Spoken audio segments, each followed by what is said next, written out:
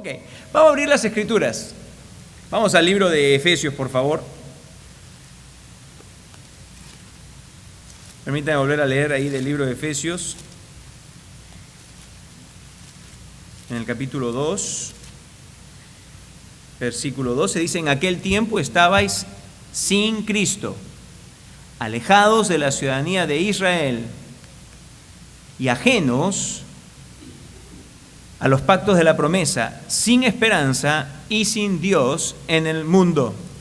Y luego, en el libro de Colosenses, en el capítulo 1, leemos: el misterio que había estado oculto desde los siglos y edades, pero que ahora ha sido manifestado a sus santos, a quienes Dios quiso dar a conocer las riquezas de la gloria de este misterio entre los gentiles, que es Cristo en vosotros, la esperanza de gloria. Padre, al venir aquí ahora lo hacemos para pedirte que una vez más, por la obra iluminadora del Espíritu Santo, nos permitas tener discernimiento y que nos concedas el poder tener entendimiento de tu palabra. Ayuda al que está exponiendo la palabra para que lo haga dividiendo la palabra con precisión, de forma que pues podamos ser alimentados.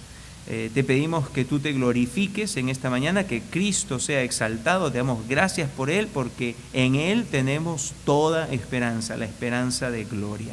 Y damos gracias por ello. Te pedimos desde ya también porque si hay personas, y lo más probable es que las hayan, que están con nosotros, que aún no conocen a Cristo Jesús, que en esta mañana tú les traigas a tu Hijo. En el nombre de Cristo Jesús. Amén. Amados, estuvimos viendo la semana pasada del libro de Malaquías, a través del libro, cuán malas estaban las condiciones en Israel. Y luego vimos hacia el final del mensaje que las condiciones en Israel, 400 años después, habían empeorado todavía.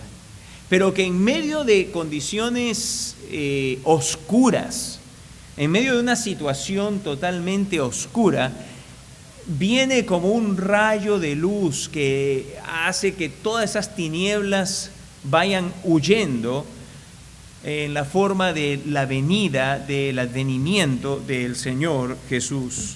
Y eso es lo que estamos recordando en este mes de diciembre. Estamos recordando que Jesús, Dios, se hizo hombre. Recordamos pues que el Señor Jesús vino aquí a la tierra. Y concluimos la semana pasada que no importaba si la sociedad se está desmoronando, no importaba si nuestra familia estaba pasando por la crisis más profunda que pudiese haber experimentado en toda su existencia, o si mi vida personal estaba en el punto más bajo. Jesucristo es el único remedio. Él es el único que puede darnos una ayuda completa y total. Y sabe, la venida del Señor Jesús lo que hizo fue que abrió un mundo de posibilidades que jamás hubiesen estado a nuestro alcance. Una de las realidades que la venida del Señor Jesucristo ha hecho posible es que ahora nosotros podemos tener esperanza. Pero necesitamos hacer algunas precisiones para que podamos comprender la esperanza de la que la Biblia nos habla, en contraste con la esperanza que es común a los seres humanos. Y lo que quisiera hacer al principio es poder explorar muy brevemente que todos los seres humanos, y este sería el primer punto en realidad del mensaje, es que todos los seres humanos gozan de la esperanza como una gracia común, ¿ok?, que existe entre todos los hombres que están sin Cristo. Todos los hombres que están sin Cristo tienen una gracia común de poder tener, y vamos a explorar en qué forma, esperanza. ¿Ok? Mire, Dios en su gracia común ha dado a los seres humanos la capacidad de hacer frente a las crisis, a las dificultades y a las calamidades que enfrentan en la vida, dando respuesta a ello con esperanza. Pero ¿cómo debemos de definir esta esperanza? ¿Cómo debemos de entender esta esperanza? Bueno, para los que están sin Cristo, esperanza es este estado de ánimo o actitud por la cual deseamos y esperamos que en el futuro las cosas que ahora no van bien de alguna forma mejoren. ¿Ok? Las personas que están sin Cristo, cuando dicen, yo tengo esperanza que las cosas van a mejorar, lo único que están queriendo decir es que desean ahora y esperan, no saben cómo exactamente, pero que de alguna forma las cosas van a mejorar. Cosas que ahora están yendo mal, que de alguna forma las cosas van a mejorar. ¿Usted se imagina lo trágico que sería de vivir sin siquiera este tipo de esperanza?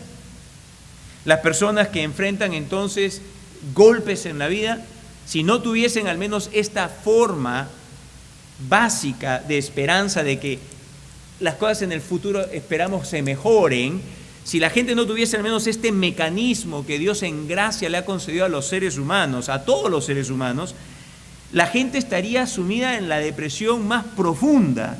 La gente quedaría totalmente paralizada, la gente quedaría totalmente abrumada, la gente quedaría pero así, tirada sobre su cama, no sabiendo ni moviendo un dedo, pues no sabría ni qué hacer.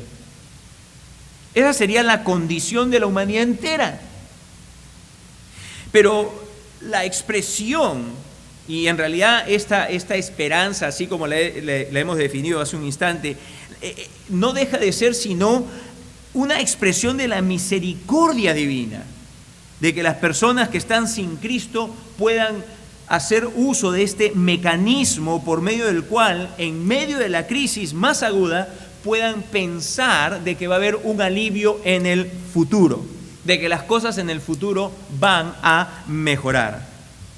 Sin embargo, habiendo dicho eso, hay un sentido en el cual las personas sin Cristo son descritas de la Escritura como personas sin esperanza. Sin esperanza. ¿Y en qué sentido es este? Bueno, esto es lo que justamente en el libro de Efesios hemos leído en el capítulo 12, en el versículo 12. En aquel tiempo, está hablándole al tiempo antes de la conversión a los de Éfeso, en aquel tiempo estabais sin Cristo, alejados de la ciudadanía de Israel y ajenos a los pactos de la promesa, sin esperanza y sin Dios en el mundo. La palabra aquí traducida esperanza es la palabra elpis, del griego elpis, y significa simplemente anticipar o confiadamente esperar. ¿Ok? Anticipar o confiadamente esperar. En este caso, anticipar o confiadamente esperar que Dios va a hacer lo que Él ha dicho que va a hacer. Esperanza, ¿ok? Significa anticipar o confiadamente esperar que Dios va a hacer lo que Él ha dicho que Él va a hacer. Ahora, las personas que están sin Cristo no pueden tener este tipo de esperanza. ¿Por qué? Porque justamente se encuentran sin Cristo y por lo tanto se encuentran sin Dios. Las ramificaciones de ser personas sin Cristo y por lo tanto sin esperanza son considerables y de eternas consecuencias. En primer lugar, el ser humano sin Cristo está limitado en su capacidad de actuar ante circunstancias fuera de su control. La persona sin Cristo, cuando enfrenta una circunstancia adversa, simplemente no tiene ningún poder en sí mismo, humanamente hablando, para cambiar circunstancias. Hay cosas que simplemente escapan al poder del ser humano y la persona que está sin Cristo simplemente no cuenta ni puede contar con la acción de alguien que sea distinto a él, en este caso Dios, que venga y lo ayude en las circunstancias que está enfrentando, de contar con aquel que sí tiene el poder y la soberanía para actuar en favor suyo en cualquier circunstancia.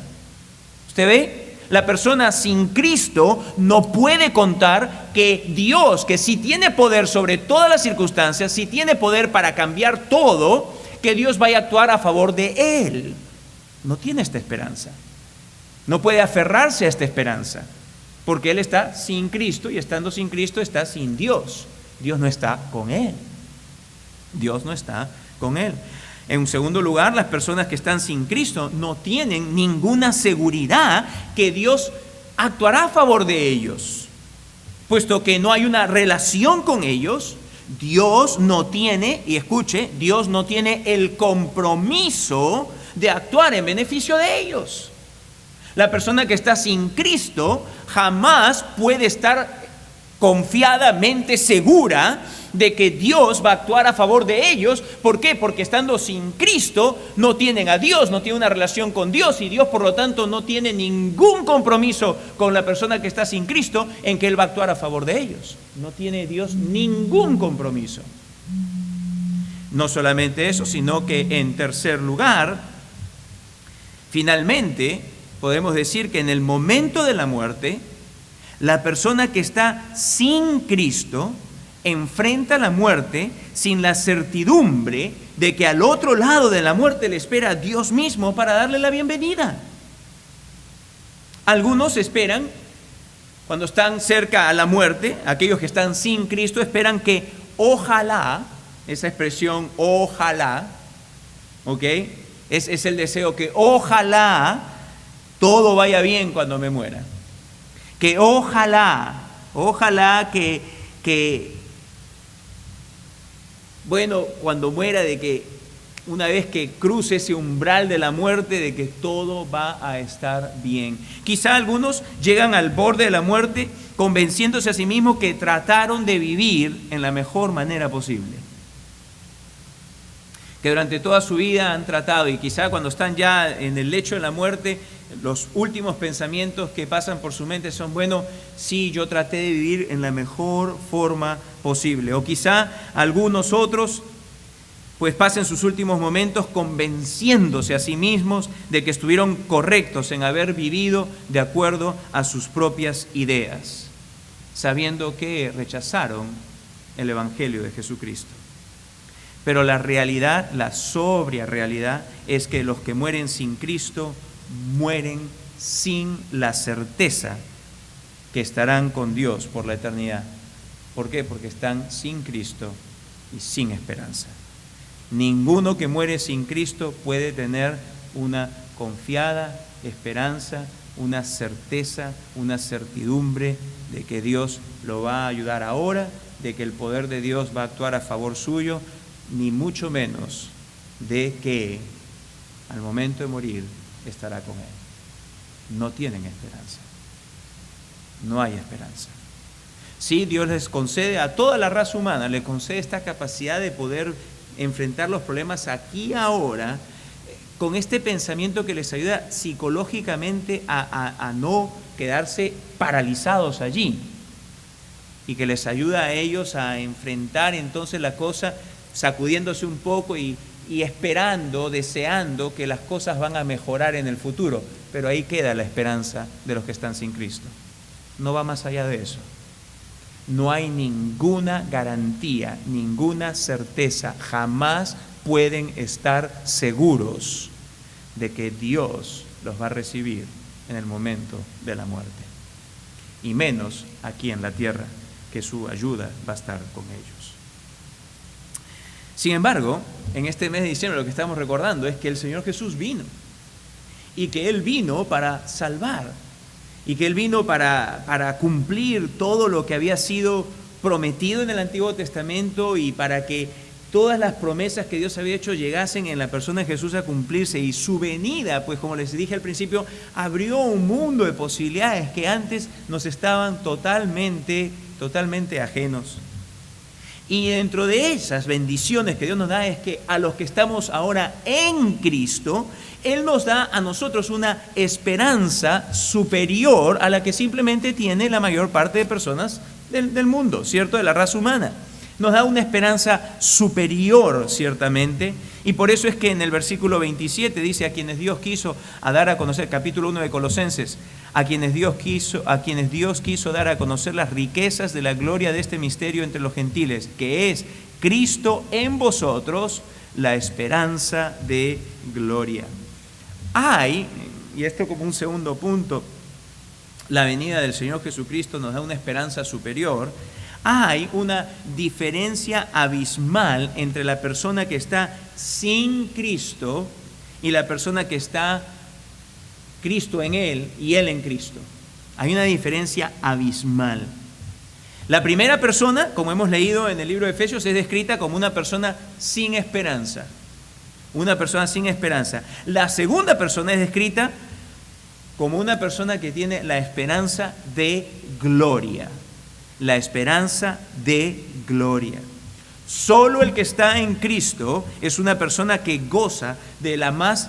Y estuve acá pensando qué palabra utilizar y a la mente me vino una sola palabra, de la más exquisita esperanza que sea posible. La más exquisita, la más rica, la más preciosa, la más abundante esperanza que puede tener algún ser humano. ¿Y cuál es esta esperanza? Que su destino futuro no es nada más ni nada menos que la gloria de Dios, la eterna comunión con el único y sabio Dios. Esto significa que al momento que esta persona viene a estar en Cristo y Cristo en él, el pecado que les separaba quedó completamente perdonado y esta persona entró en una relación tan íntima con Dios por medio de Jesucristo que es visto desde ahora, de ese momento en adelante, como que está Cristo en él y él en Cristo. ¿Ok? Cristo está en él y él está en Cristo. Entonces, la persona que viene a Jesucristo y que cree en él, que se arrepiente y que le dice, Señor Jesús, sálvame, puede ser ese grito del corazón que simplemente en una frase o en una palabra sola le dice, sálvame, queriendo decir con ellos, sálvame de mi pecado, sálvame de mi culpa, sálvame porque he vivido apartado de ti, sálvame porque te necesito, sálvame porque sin ti al infierno mismo me voy, sálvame, sálvame, sálvame.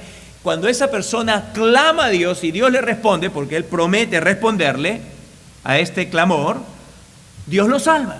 Y en ese instante, entonces esta persona entra en tal íntima relación con Dios por medio de Jesucristo que esta persona se dice de él que Cristo está en él por medio de su Espíritu y él está en Cristo.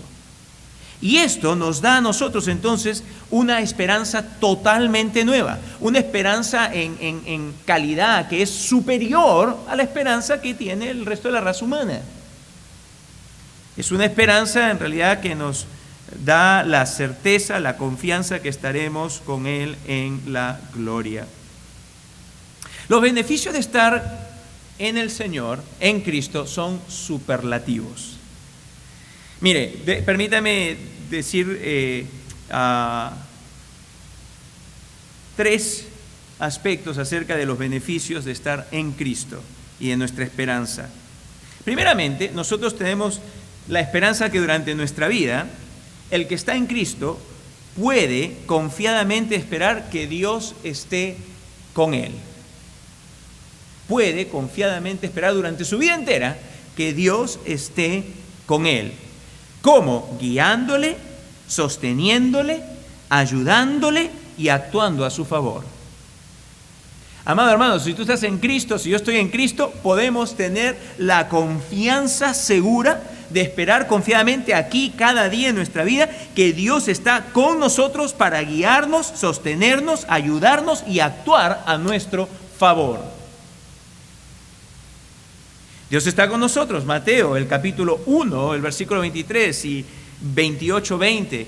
Estos pasajes vinieron a mente mientras estaba pensando en el mensaje de hoy día, recordando la enseñanza que el pastor Juan Carlos estuvo teniendo el día miércoles, donde en Mateo 1:23 se dice, y será su nombre Emmanuel, que significa Dios con nosotros.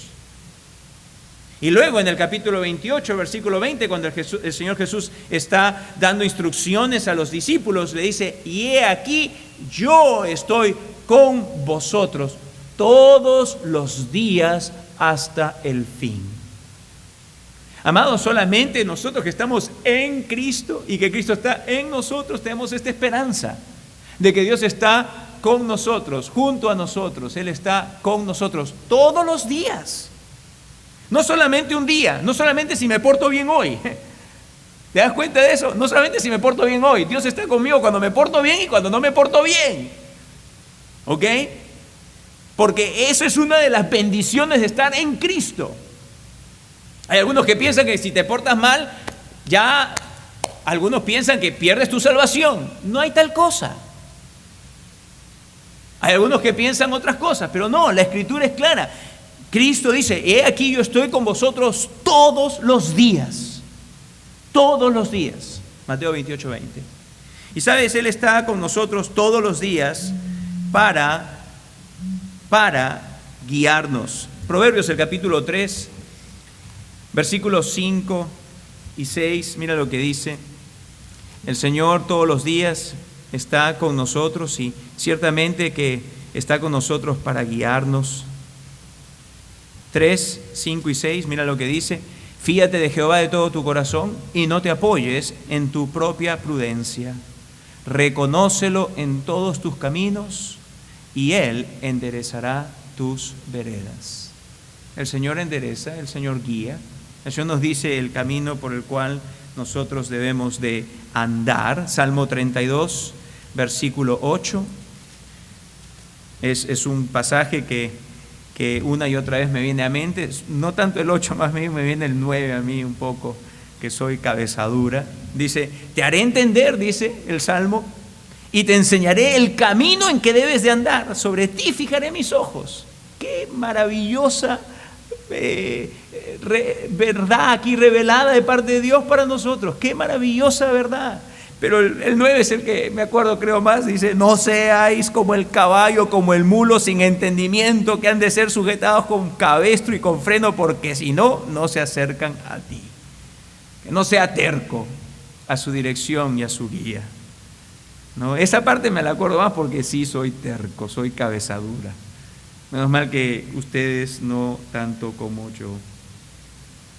Pero el Señor entonces está con nosotros para guiarnos y Él está con nosotros para sostenernos. Para sostenernos. En el libro de Isaías, en el capítulo 41, yo me recuerdo que en una oportunidad estaba pasando por un momento muy difícil, un momento de una extrema depresión de origen espiritual en mi vida. Antes se los he mencionado y en medio de todo esto me llegó en el correo una nota de un hermano pastor de una iglesia en Miami, que ahora ya está en la presencia del Señor, el pastor Eugenio González, y en la nota que me escribió me puso este versículo, Isaías 41:10, no temas, porque yo estoy contigo, no desmayes, porque yo soy tu Dios que te esfuerzo, siempre te ayudaré, siempre te sustentaré con la diestra de mi justicia. Usted no sabe cómo esas palabras infundieron aliento en medio de un momento tan difícil. ¿Por qué? Porque Él está allí con nosotros para sostenernos. Él sabe que soy débil. Hace unos instantes oraba con una persona acá afuera nomás, que me decía, pídele al Señor por favor que me obre en mí para que yo no sea débil. Y yo le digo, es una oración que no solo debo hacer por ti, es la oración que yo debo hacer también. Porque soy débil. Y si Él no sostiene, ¿quién me sostiene? Dime. Si Él no me sostiene, ¿quién me va a sostener?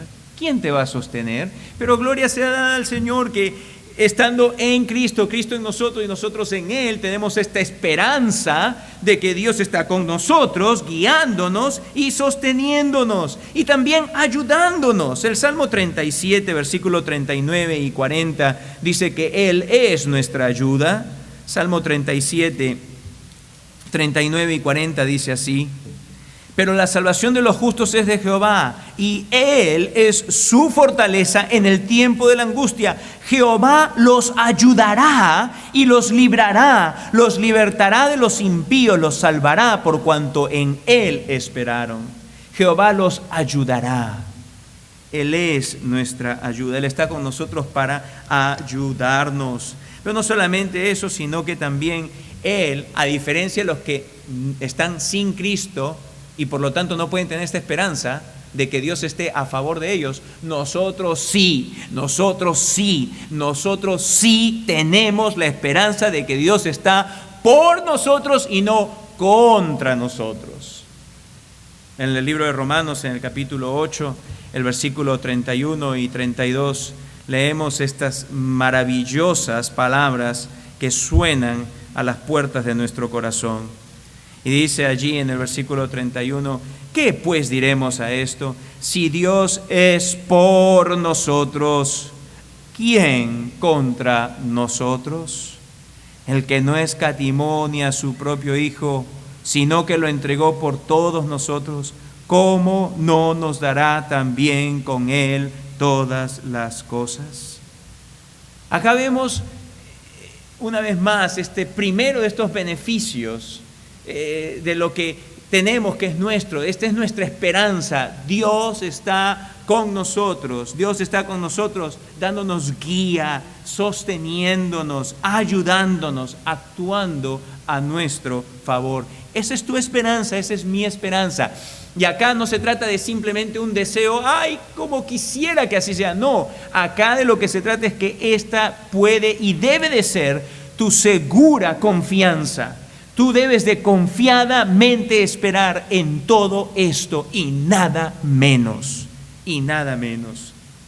Ahora bien, cuando el creyente se encuentra, en segundo lugar, en situaciones difíciles, y vamos a ponerle incluso más agudas, no solamente difíciles, sino muy difíciles. Es más, subamos el tono un poco más, difíciles, muy difíciles e incluso situaciones de las que son imposible el salir de ellas. ¿Ok? Imposible, o sea, difícil, todos enfrentamos circunstancias difíciles. Muy difíciles, algunos enfrentamos circunstancias muy difíciles. Imposibles, algunos también nos tocará enfrentar circunstancias imposibles. Cuando nos encontramos en estas circunstancias, amados, nosotros podemos confiadamente esperar en Dios, tener esperanza en Él, basado en lo que hemos visto, pero ahora quisiera darles 4 cosas que deben de ayudarnos en las circunstancias difíciles, en las muy difíciles y en las imposibles. Que nosotros podamos tener estas 4 P's bien presentes. Primero, la persona de Dios. La persona de Dios. Segundo, el poder de Dios. Esa es la segunda P. Tercero, la promesa de Dios. Y cuarto, el plan de Dios. Se lo repito, la persona de Dios, el poder de Dios, la promesa de Dios, el plan de Dios. En medio de las circunstancias difíciles, las circunstancias muy difíciles y las circunstancias imposibles, debemos de esperar y podemos tener esperanza conociendo primeramente la persona de Dios. ¿Sabes quién es Dios tu Padre? La Biblia dice que Él es bueno. Él es bueno. Qué maravilloso. Nuestro Padre es bueno y por eso sabe el creyente que está en Cristo y que tiene esperanza una cosa, que verá la superlativa bondad de Dios en la tierra de los vivientes. La superlativa bondad de Dios en la tierra de los vivientes. Salmo 27 es un salmo que he estado pensando en los últimos días. Salmo 27, versículo 13 y 14. Y la parte que me cautivó mucho cuando estaba viendo en el idioma hebreo es el hecho de que habla allí de la bondad del Señor. Y la palabra bondad en el idioma hebreo, como se define, habla no solamente de que Dios es bueno, como podemos decir, Juanito Pérez es bueno. No, eso sería una ofensa contra Dios. Si Juanito Pérez es bueno, Dios, cuando hablamos de que Dios es bueno, Dios es, y el énfasis está en el idioma hebreo, en el original, Dios es superlativamente bueno. En extremo, más allá de lo que tú y yo podemos siquiera comprender, bueno. Él es bueno. Y el Salmo 27, versículo 13 dice, el salmista, pasando un momento muy difícil, dice, hubiera yo desmayado si no creyese o si no tuviese la esperanza que veré la bondad, la superlativa bondad de Jehová en la tierra de los vivientes. Por lo tanto, aguarda a Jehová, esfuérzate y aliéntese tu corazón. Sí, ten esperanza o espera a Jehová. Justamente porque puedes y conoces a tu Padre, que tu Padre es bueno, y la Biblia nos enseña de que el salmista, más o menos estamos hablando acá, 3000 años atrás, en su momento difícil, en su momento muy difícil, en su momento imposible, él cuando estaba pasando por ese momento, él dijo, yo sé una cosa, yo hubiese acá desmayado en medio de esta circunstancia tan adversa, en este gran problema, en medio de esta gran enfermedad, yo hubiese desmayado, mi corazón hubiese quedado paralizado. Pero no, dice, ¿por qué? Porque yo sé una cosa, yo puedo esperar, puedo tener la espera confiada de que veré la superlativa bondad de Dios aquí en la tierra de los vivientes. Por lo tanto, alma mía, esfuérzate, continúa hacia adelante y espera en Jehová. Qué maravilloso, la persona de nuestro Dios. Él es bueno, Él es un Dios superlativamente bondadoso. Pero en segundo lugar, cuando nos enfrentamos los momentos difíciles, muy difíciles o imposibles, podemos nosotros confiadamente esperar conociendo la segunda P, poder de Dios. El poder de Dios. Ante circunstancias difíciles, muy difíciles, imposibles, ante aquellas que no encontramos una solución, ante aquellas que son verdaderamente imposibles, déjame decirte una cosa, amado hermano, Dios es más que capaz porque Él tiene todo poder, todo poder. En Génesis, en Job, en Jeremías, en Zacarías y en Lucas, leemos justamente acerca de esto. Y quisiera mencionarlos muy brevemente. Dios tiene todo poder, por ejemplo, sobre la naturaleza humana. En Génesis, el capítulo 18, el versículo 14, vemos cómo para llevar a cabo su plan, pues Él hace uso de su poder. Dice, ¿hay para Dios alguna cosa difícil? ¿Hay para Dios? Esa es la pregunta. ¿Alguna cosa difícil? ¿Hay algo que para Dios pueda ser difícil? Dice, al tiempo señalado, volveré a ti y según el tiempo de la vida, Sara tendrá un hijo. Esto se lo dijo Dios a un hombre de 100 años. Que de acuerdo a lo que la misma Biblia dice, él ya estaba como muerto. Entiendo por ello que no tenía en realidad ni él mismo la capacidad de procrear. ¿Ok?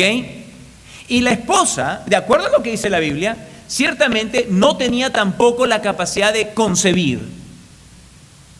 Y Dios actúa poderosamente sobre la naturaleza anciana humana de estas dos personas, Abraham y Sara, y Dios hace de que conciban. Y la pregunta que antecedió el evento real del nacimiento, de la concepción de Isaac y del nacimiento de Isaac fue esta: ¿hay para Dios alguna cosa difícil? Y la pregunta la hace Dios mismo: ¿hay para mí alguna cosa difícil? Esto pienso que tiene y debiese tener el efecto de llevarnos a nosotros a considerar de que cuando nosotros decimos que tenemos esperanza en Dios, debemos de tener presente el poder de Dios. De que Dios tiene suficiente, completo, total poder para poder actuar como bien sea necesario actuar. Jamás debemos de llegar a pensar nosotros que si algo quizá no está saliendo como pensamos, etcétera, es porque Dios carece de poder o porque las fuerzas del mal están ejercitando su poder. Por favor, Dios tiene total poder.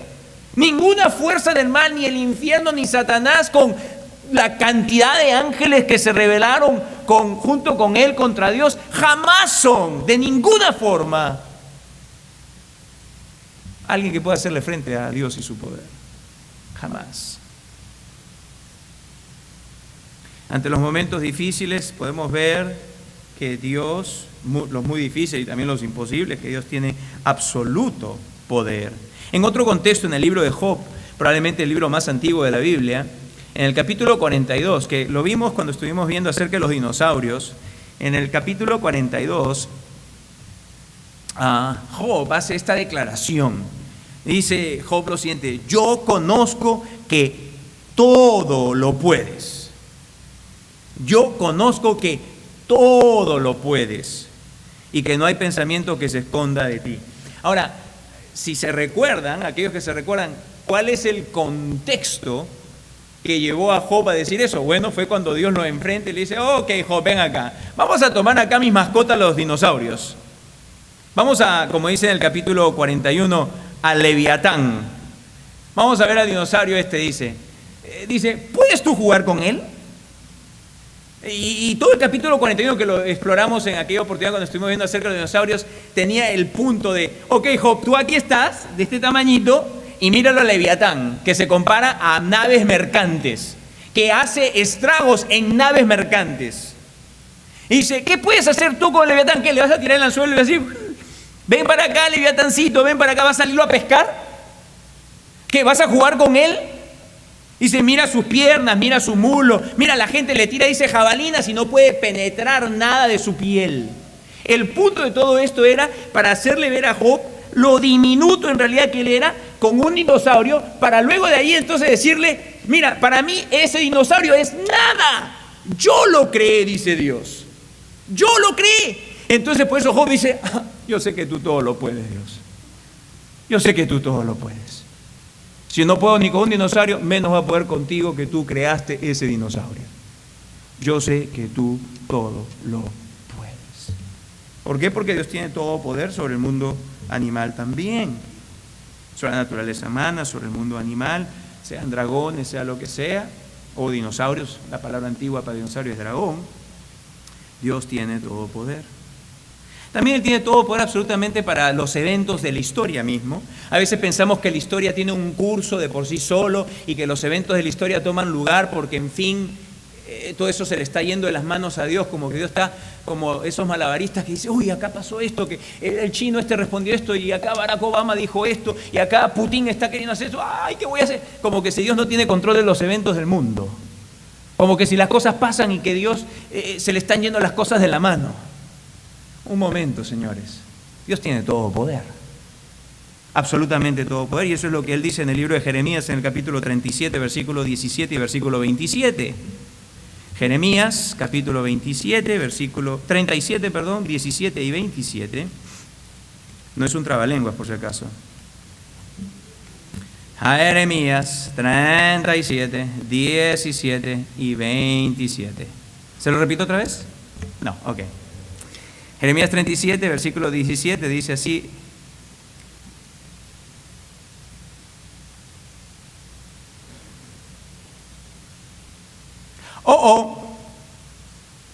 ¿no es Jeremías 37?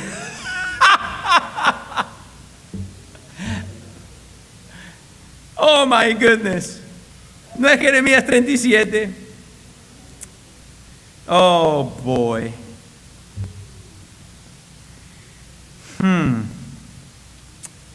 Sorry, me equivoqué en el capítulo. Sé que es el 17 y el 27. Ahorita se lo encuentro.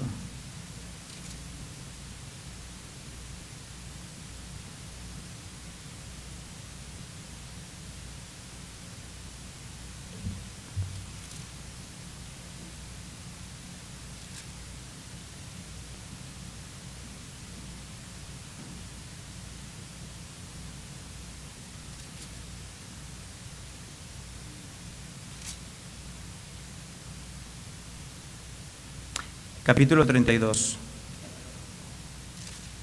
Dice así: oh Señor Jehová, he aquí que tú hiciste el cielo y la tierra con tu gran poder y tu brazo extendido.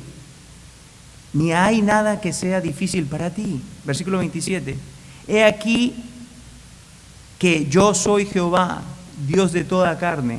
¿Habrá algo que sea difícil para mí? Para que usted tenga presente el contexto de estos versículos, porque ahí indudablemente declara que Dios pues es aquel para el cual no hay nada imposible, ¿cierto? Pero ¿cuál es el contexto aquí? Bueno, en la forma más rápida que se lo puedo explicar, Israel había sido deportado a Babilonia y se encontraba ahora en problemas. Estaba en un país extraño, ¿cierto? Y estaba deportado. Estando ahí deportados, entonces el profeta Jeremías les dice, mira, tengan aliento. Y Dios hace que Jeremías haga algo extraño. Le dice, Jeremías, todavía Jeremías estaba, cuando Dios le dijo esto, estaba allá en la tierra de Israel, y Dios le dice a Jeremías, mira Jeremías, quiero que vayas y compres esta porción de tierra. A Jeremías le pareció algo extraño, ¿por qué? Porque comprar una tierra cuando el país está siendo invadido por un enemigo, ¿ok? Cuando el país está siendo invadido por un enemigo, comprar una tierra es muy mal negocio.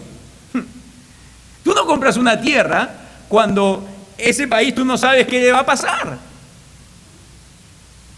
Y eso es lo que estaba sucediéndole. Babilonia había venido y había arrasado ya con Israel. Y Dios le manda a Jeremías, le dice, mira Jeremías, quiero que compres tierra ahí en Jerusalén. Y él va y hace lo que Dios le dice. Mira, le dice, yo quiero que tú compres tierra porque déjame decirte una cosa. Así como yo he hecho de que este pueblo por su pecado vaya a este castigo, yo también voy a hacer que este pueblo regrese. Y esta tierra que tú estás comprando ahorita, que tú dices, ¿y para qué la estoy comprando? ¿De qué me sirve? Va a ser porque va a ser tuya y de tu descendencia. ¿Por qué? Porque hay algo difícil para mí, dice Dios. En ese entonces los israelitas simplemente no podían más que decir, ¿qué va a ser de nosotros? Ya estamos, ya, ahora sí, ya Israel desaparece. Ahora sí, Israel desaparece, ya no va a haber más Israel. Y el profeta de Dios viene y le dice al pueblo, mira lo que Dios me mandaba hacer, porque para Dios no hay nada imposible. Después de 70 años, ustedes van a regresar a esta tierra. ¿Por qué? Porque Dios, amados hermanos, tiene todo poder, absolutamente todo poder para controlar los eventos de la historia misma.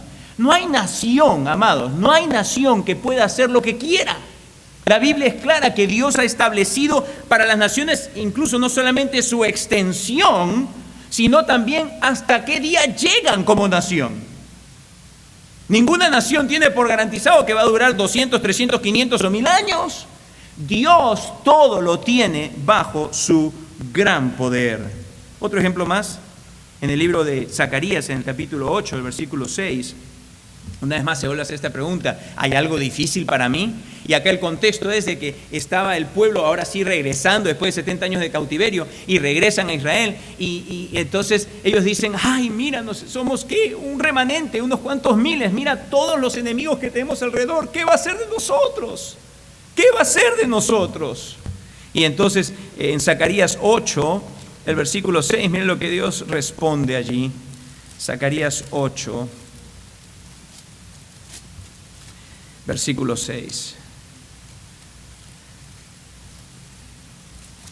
Dice así, así dice Jehová de los ejércitos, si esto parece muy difícil a los ojos del remanente de este pueblo en aquellos días, también será muy difícil delante de mis ojos, dice Jehová de los ejércitos. ¿Por qué es que les leo muy difícil?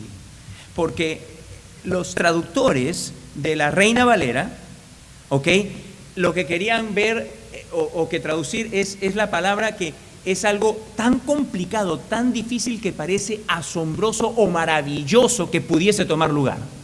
¿Ok? Y es por eso que acá dice en nuestra traducción, es que os parece maravilloso que yo pueda hacer una cosa así, como que escapa del poder de Dios y que wow, no, que Dios haga una cosa así. Dice, ¿es que acaso eso os parece maravilloso? O sea que por lo difícil, lo complicado de la circunstancia, que ustedes son más que un pequeño grupito de personas en comparación a todos los enemigos, ¿qué les parece a ustedes? ¿Que yo no voy a poderlos proteger en medio de estas circunstancias? ¿Que yo no voy a poder hacer algo por ustedes? ¿Que yo no voy a poder hacer que ustedes otra vez más se enraícen y florezcan?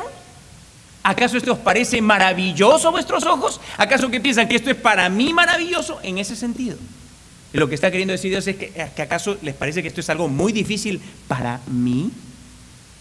No, dice, absolutamente no. ¿Y sabe qué? Dios muestra absolutamente su gran poder, probablemente la expresión más grandiosa de la manifestación de su poder, ¿ok? Cuando Dios se hace hombre. Y en el libro de Lucas, en el capítulo 1, ahí Dios dice lo siguiente. Lucas 1, versículo 37. Dice así la palabra de Dios. Ante la pregunta de María, el ángel responde, ella pregunta, ¿cómo será esto posible? Y el ángel responde, porque nada hay imposible para Dios. Nada hay imposible para Dios. Así que, amados, nosotros podemos tener en medio de las circunstancias difíciles, muy difíciles, imposibles, total confianza en que Dios nos va a ayudar a través de ellas, basado en su persona, Él es bueno, basado en su poder, que es innegable, también basado en sus promesas. En 2 Corintios, en el capítulo 1, versículo 20, leemos algo que es maravilloso en realidad. Dice allí, en una forma muy directa, que todas las promesas que Dios ha hecho en Jesucristo, no fuera, no sin Jesucristo, en Jesucristo son sí y amén. Dice el versículo 20, porque todas las promesas de Dios son en Él sí, y en Él amén, por medio de nosotros, para la gloria de Dios. Las promesas de Dios para los que están en Cristo son promesas de bendiciones múltiples que son posibles y se cumplen solo en Jesucristo. Finalmente, podemos también tener pues confianza y esperar en medio de las circunstancias más difíciles que podemos enfrentar, pensando y sabiendo, conociendo su persona, su poder, sus promesas, finalmente su plan, su plan. En Jeremías, en el capítulo 29, una vez más, en medio de circunstancias oscuras para la nación de Israel en la deportación, el profeta de Dios trae una palabra de consuelo para los que son creyentes en medio de todo este tiempo. Y Dios les dice lo siguiente a través del profeta Jeremías. En el capítulo 29, en el versículo 11, una vez más, en un momento de crisis en mi vida, este versículo habló volúmenes.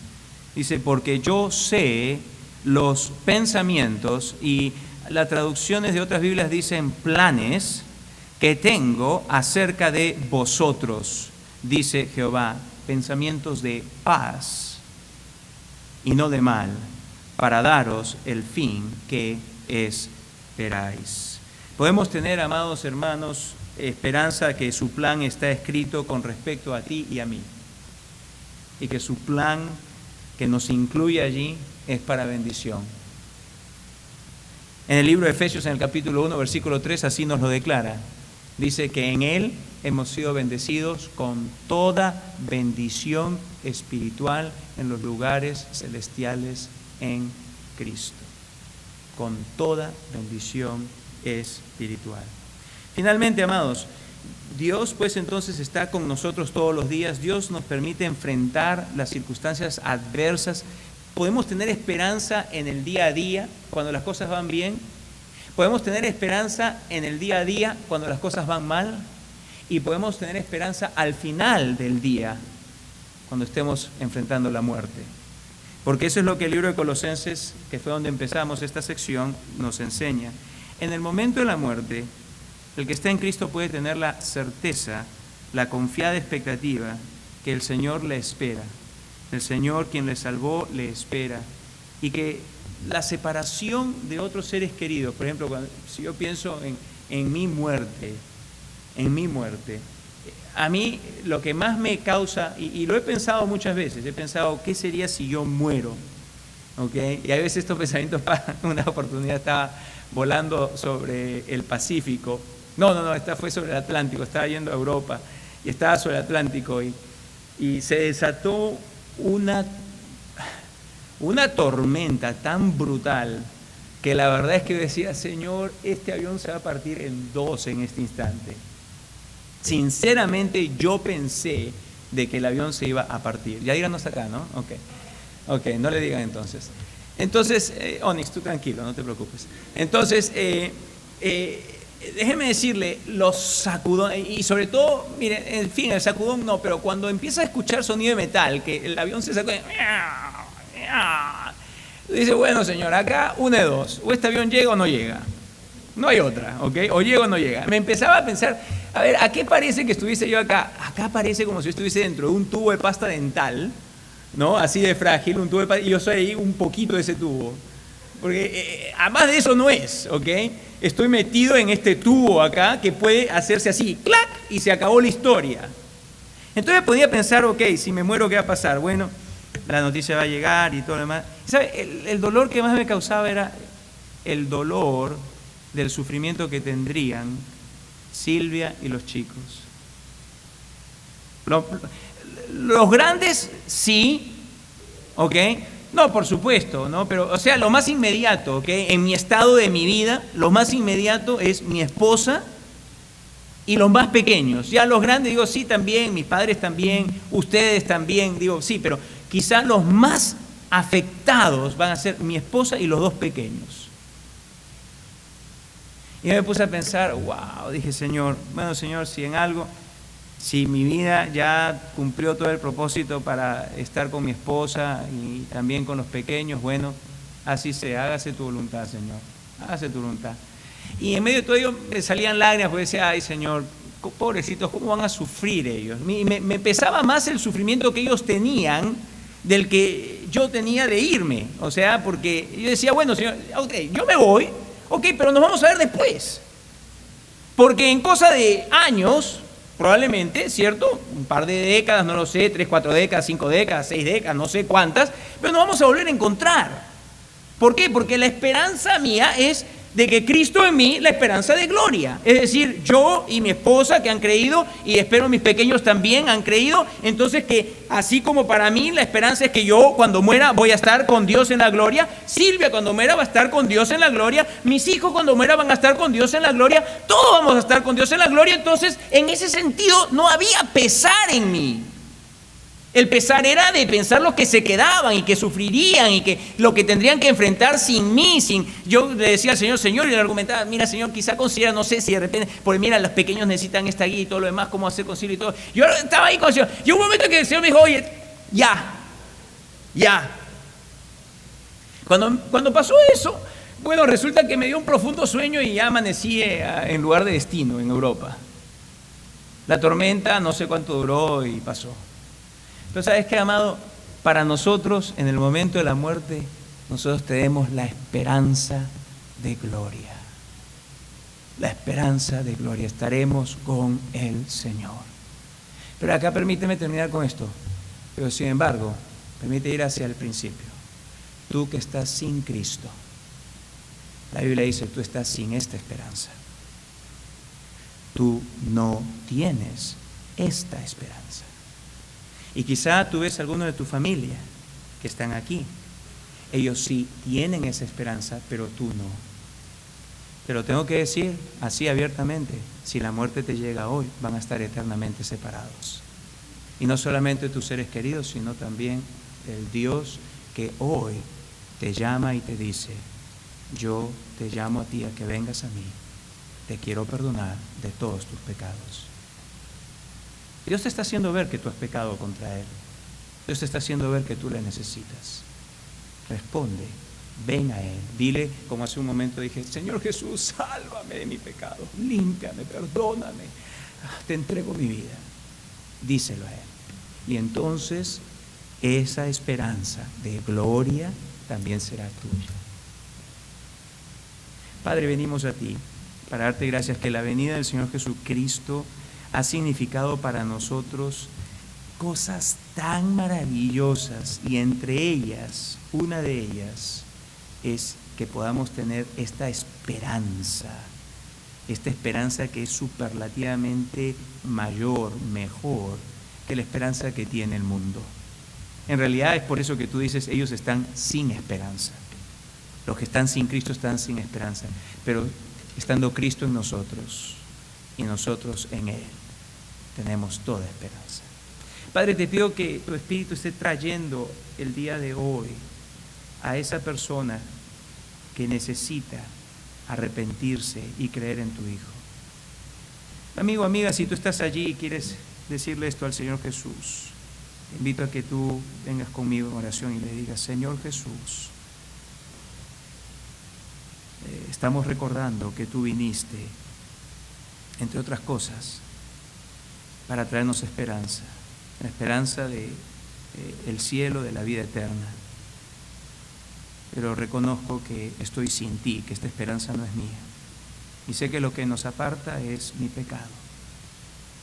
Y te pido que me perdones, que perdones todos mis pecados, que tú me limpies.